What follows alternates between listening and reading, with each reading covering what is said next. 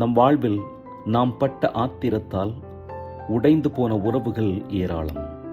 இன்றைய நற்செய்தியில் நிக்கதேம் என்பவர் ஒருவரின் வாக்குமூலத்தை கேளாமல், அவர் என்ன செய்தார் என்று அறியாமல் ஒருவருக்கு தீர்ப்பளிப்பது நமது சட்டப்படி முறையாகுமா என்று கேட்கிறார்.